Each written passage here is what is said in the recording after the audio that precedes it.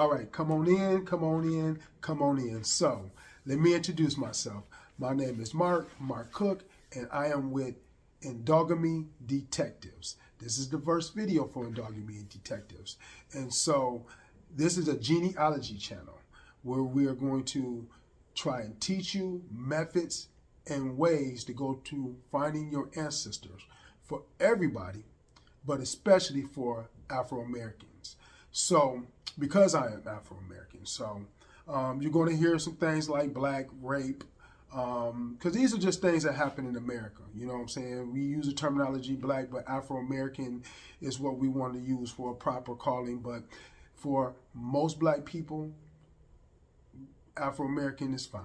So when we talk about endogamy and pedigree collapse, these two things come hand in hand a lot of times. So my sister came up with the name Edogamy Detectives because our tree and our family lines are so entangled that it's going to take time for us to discover how to untangle them and unwind them. And so we're going to talk about terminologies, websites, ways to help people search for their ancestors.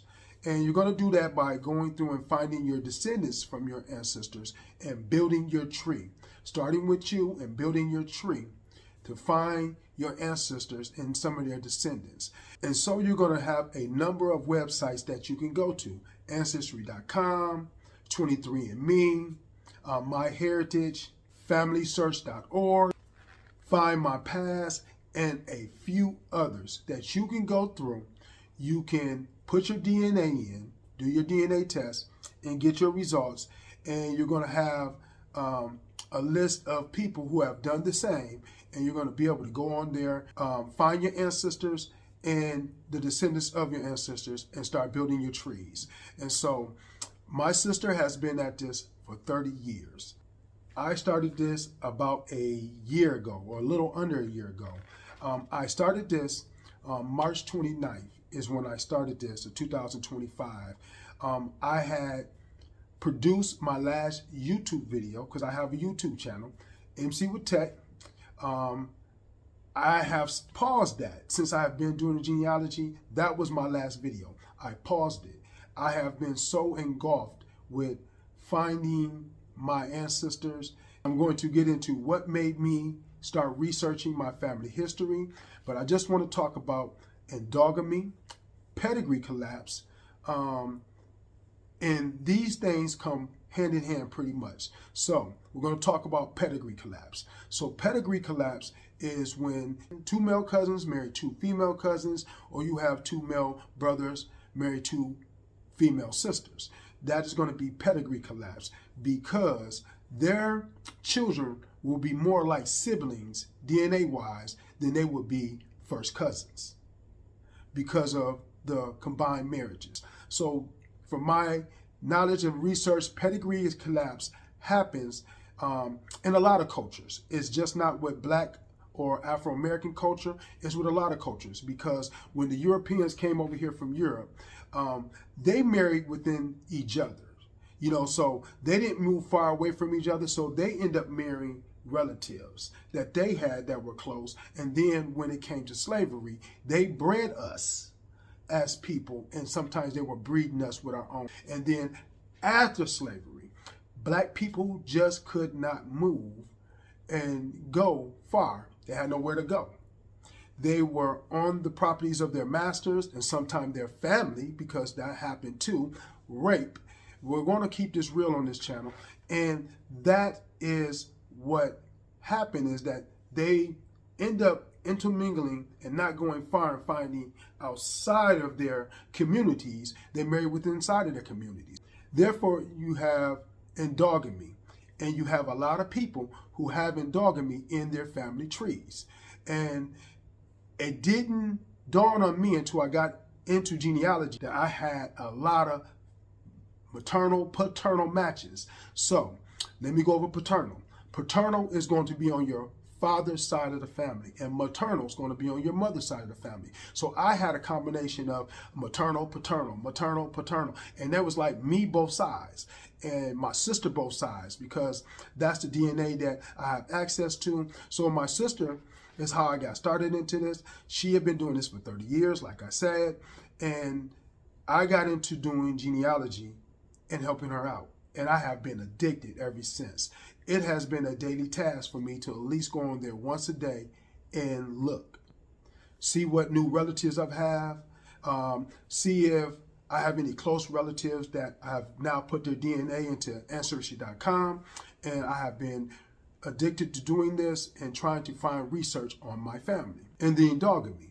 And learning about endogamy has put a big, what I want to say, anvil on our family tree, and we're trying to lift it off because endogamy, like I said, has ran rapid in our family line. And to remove every rubber band and every strain off that, to find out the relationships, and I'm going to get into that I'm talking about, we have to untangle the endogamy. And so me and my sister, we are heading this, and we have a few cousins that we have talked to. We're asking to get involved, more family to get involved, because the one way that you find your ancestors, some of the ways, is through family stories. So you have to reach out to family members that you might find on Ancestry.com, 23andMe, and other websites to find out information about your family line or your family history. And that might lead you to your family line, because you're going to have multiple family lines. So let me go over this.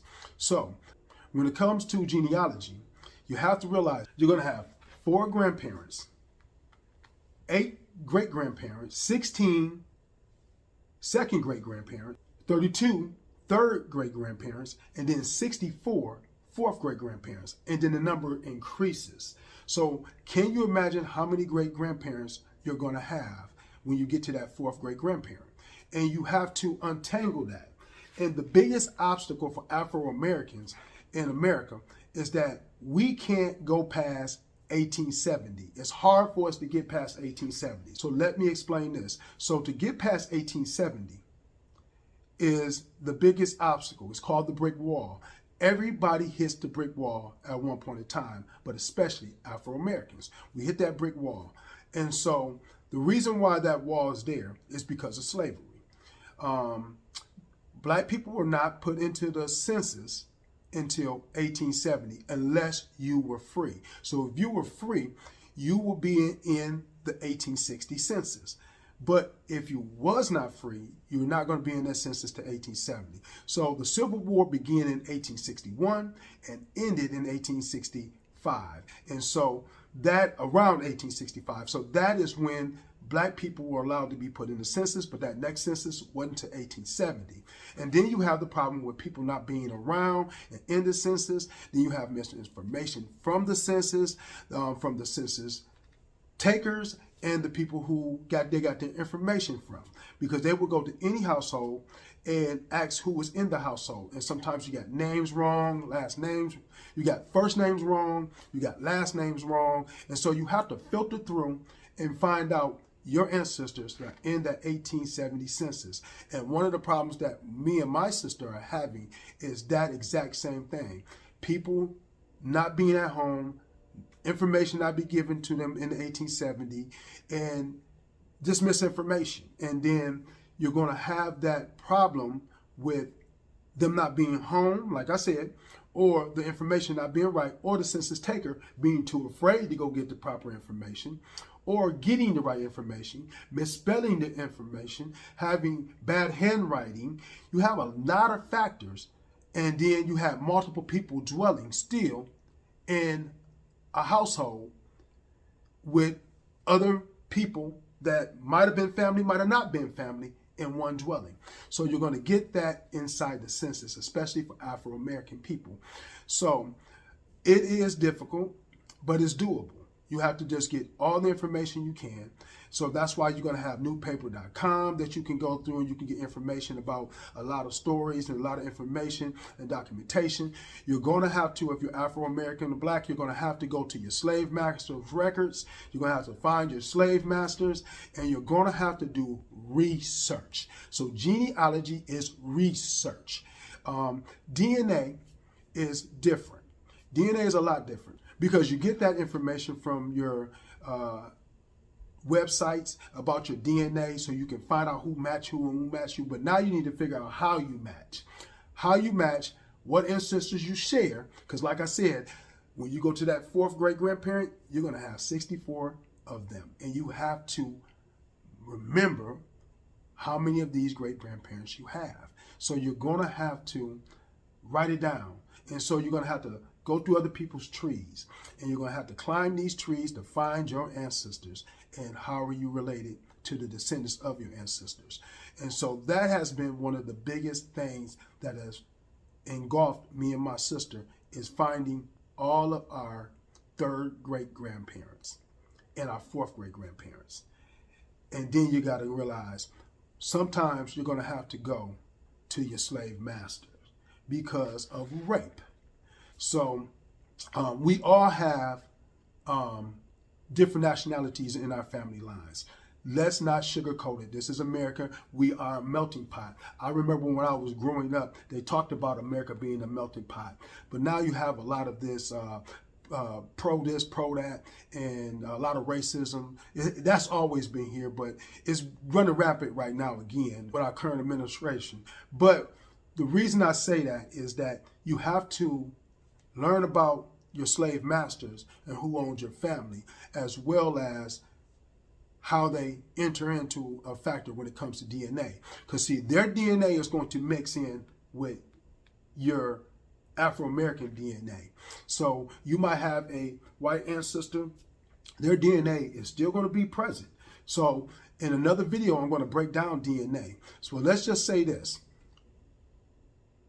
You are young and your mother and father have you get 50% of your mother, 50% of your father. So then you got to remember, you're going to get a percentage of both your grandparents, all four, and then you're going to get a percentage of your great-grandparents and your great-great-grandparents, and that's how that's worked. You're going to get all that way up the line. You know, we're talking about, I have seen 1600s in some people's trees. And it's mostly white, but you're going to have those 1600s in people's trees, and that's a lot of generations that you have to filter through. For Afro-American people, it's a little bit more of a struggle, and you have to filter that through and find out and realize you're going to have your Black ancestors and you're going to have your white ancestors. And so it is a natural thing of American history. And so I'm going to tell you, this is what got me and started into genealogy. And like I said, I had a growing YouTube channel. It's still there. I just have not produced a video since I started doing genealogy and helping my sister out. And now I'm just so engulfed into it. So I had just finished editing and producing my last video. And I was watching Dateline. And in watching Dateline, I saw a murder mystery, because that's what Dateline is about, and it happened in Hammond, Louisiana. And so I had heard about Hammond, Louisiana, because that's where my father was born, and that's where his family, his birth family, originated from. So that got me intrigued, and so I looked up Hammond, Louisiana. And as I looked up Hammond, Louisiana, I looked up the Booker family. My father was born Adam Booker. His history is he was born Adam Booker to James Booker and Alberta Robinson. And so my father was a month old and his mother passed. And my grandfather, who had already had two twin boys, he and the family got together and they decided to let my grandmother's auntie, my grandmother's sister take my father. And it was alleged that my father was a twin. We are still have to figure that out if that's a true story, but it is in the Booker, one of the Booker books, because I have attended a Booker family reunion. It is in one of the books that my father had a twin, but we haven't traced that yet. So to make a long story short, my father was taken in by his auntie until he got to a certain age, and I think he was almost close to being a teenager. And then he went with a man named Chester Cook, and he lived with Chester Cook and worked for Chester Cook for a few years. And what he did was, in order to find work, he changed his name to get a social security number. He changed his name from Adam Booker to Albert Cook. He took his mother's first name and just called himself Albert and named his last name Cook after Chester Cook. And all my father did was talk mostly about Chester Cook. You know, he didn't really talk about his childhood and his Booker family. Now, I had met my Booker family because my father later connected with his brothers, and that's another story, but he later connected with both his twin brothers here in Michigan. And so that's where I'm from. And that's where he connected back with his Booker family, but he knew his Robinson family. And so I didn't know anything about the Robinson family. I actually thought my father grew up in Hammond, Louisiana, until I discovered the Booker settlement. So my father actually grew up in Magnolia, Mississippi, in Pike County. And that is what got me intrigued to know my family history. And so my father never grew up in Hammond, Louisiana. I'm pretty sure he might have visited there, but that's another story, because I heard that he didn't have a relationship with his birth father the way he would like to have had. But I will talk about the Booker settlement. So what made me get more hungry for this is the Booker settlement. So my grandfather's brother, Elmore Booker, he started the Booker settlement. He got from his military, because he was in the military, he started the Booker settlement. He bought land and property, and later his wife bought property, and then later he got my grandfather and another couple brothers to buy property, and that Booker settlement began to start. And so my Uncle Elmore, if you want to look him up, you can Google him, the Booker settlement in Hammond, Louisiana. This is for my Booker family. Y'all go ahead, and I know pretty much a lot of y'all know the story, but he started the settlement, built it. They have a street there. Back in the day when the government put Highway 10 through Hammond, Louisiana, and down that way, they probably intimate domain him and his property, but he ended up selling some of the property in order to put the freeway through, because that's another thing they did to Afro-American or black people, is that when it came down to them wanting to put freeways in, they usually put them through black communities. And that's pretty much what happened to the Booker settlement, is that Highway 10 in Louisiana and down in the South, it is a highway through it. And that's a lot of things that has happened with black people in America, that you start something, community is thriving, they move you on out the way. That's unfortunate, but that is American history. But that's what got me intrigued, to know the family history of my father's family, because he didn't talk much about the Booker family, unfortunately. Or did he talk about the Robinson family? And like I said, that'd be another time for another story with that, but it got me intrigued and I wanted to know more. And so as I dig deeper into it, just doing research and talking to my sister, that was just a part of it that made me want to know more. You know, she had been in 30 years, like I said, into this. I had just got into it. But my sister used to tell me, Mark, doing this ancestry, I'm finding these crossing lines, and she believed that my parents were related in some way. She just didn't figure it out. She just didn't know how. And I will say this is what intrigued me and got me even hungry for more. And it's probably happening in your family line if you're from the South, or you were in that endogamy type community where your family did not move far away. But it's crazy, because what got me and started and got me more hungry for this is finding out that my father and mother were related. They are third cousins or second cousins. They're either second cousins once removed or third cousins, but they're related. And that's what made me get hungry. So I was going through DNA as a beginner. I think I might have been in the mid-summer. I was going through and I ran across my cousin Tasha, and I ran across her, and I was on my mother's profile, and I looked and said my mother was her third cousin. And I said, man, what? So I had to call my sister, and I said, hey, have you ever seen this? And so she went through, she looked with me, and she was like, Mark, I knew it. And so I Googled it. Use Google. Google will, and AI will be helpful to you in finding out some of these solutions and these problems. So I AI'd it, Google, whatever you want to say, and I asked it a specific question. And it came back and was like, yes, that means your parents share a second or third great grandparent. I think it says second. And so I was like, wow. So now I know why I was looking up DNA, why I was getting a maternal on one from somebody, and then you go down the page and you see a maternal, and then a paternal, then a maternal, and I was just like mind blown, and that made me hunger to want to know how my parents were related. And that is why I got into genealogy, to find out and untangle this big ball of rubber band of how my parents are related, and how a lot of my family are related. Some of them are even double related. And that is why I got into genealogy. This is what makes me get up every day and look at Ancestry.com, climb people's trees, looking for information. And let me tell you, I have vastly used the internet to find a lot of connections. Sometimes you'll be surprised that your family members' information are on the internet. And I don't mean in a bad way, but you can look up family sometimes on the internet.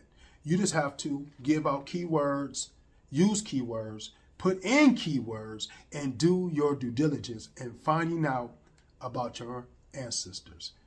And so this is the first video from me for Edogamy Detectives and how I got started with genealogy. And yes, I do need to get back to my YouTube channel because it was growing and growing with subscribers, and I paused it to get into genealogy. And so I decided to start with my sister and anybody who wants to join us in a YouTube channel. Family, please tap in, watch the video. Let us teach you about our family history. Get involved with our family history. Get involved with American history, because Black history is American history. My sister tells me that all the time. You know, I might say Black history, and sometimes she corrects me, Mark, we talking about American history, because Black history is American history. So family, chime in, watch the video, hit like and subscribe, help get the channel to grow. Hit like and subscribe. Let's get it. There's a lot of family out there. I'm going to mention a lot of family names. When I say not names, I'm talking about the surname. We're going to keep this fresh. We're going to keep this hidden, and we're going to keep dropping these bangers because our history is unique. I did not know all the relationships and all the information that I have dug up, my sister have dug up about our family, and it's exciting. You're going to love this. You're going to find out a lot of connections to a lot of people. This is Mark Cook and Edogamy Detectives. Hit like and subscribe.